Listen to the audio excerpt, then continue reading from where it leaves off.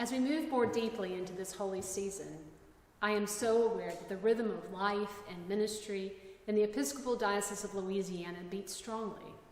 And I am grateful for each unique expression of Christ's love in our parishes, schools, and communities of faith. My 2023 calendar is filled with opportunities to share time with you. And this work, undergirded by my daily prayers, brings me both excitement and anticipation as we discover together God's vision for our common life. Over the last few weeks, I have reflected more fully upon my ordination and consecration weekend. Amid so many moments, there is one that I wanted to share with you. It speaks deeply to me and connects me to the heart of this season. On Saturday, the doors of Christ Church Cathedral stood wide open. Over 750 clergy, friends, family members, parishioners, and faith leaders filled the pews, while others joined online.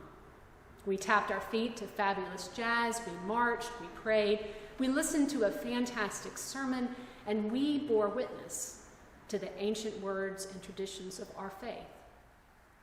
Images of that day remain with me throughout my life. Yet, Sunday morning began far differently.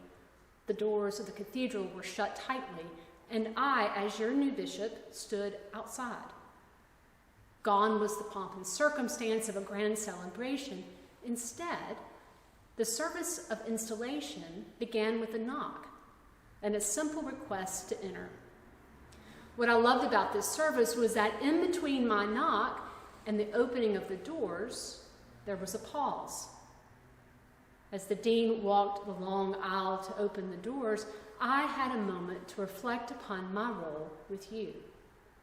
And what became clear was that no matter what I do, or where I go, or what role I serve, I am always a seeker.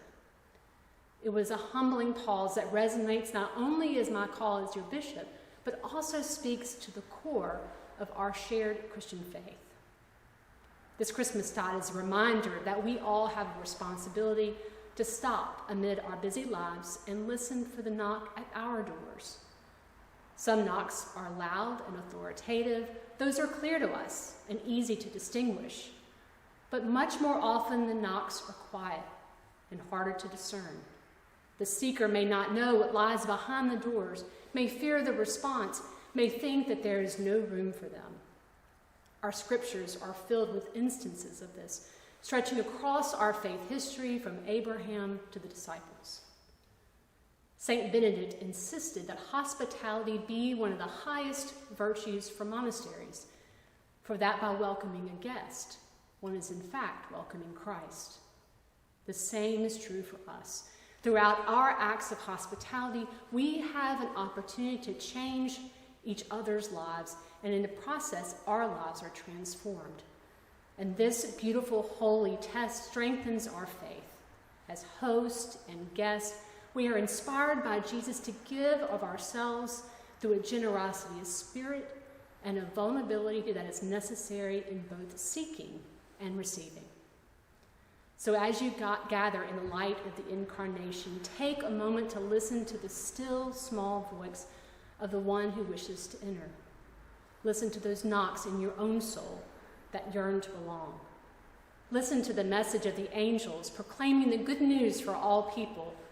Listen to Mary as she ponders all of this in her heart. And as you listen, be at peace, for the doors of God's eternal cathedral will always be open, and in his abiding love, you are forever at home. God bless you all.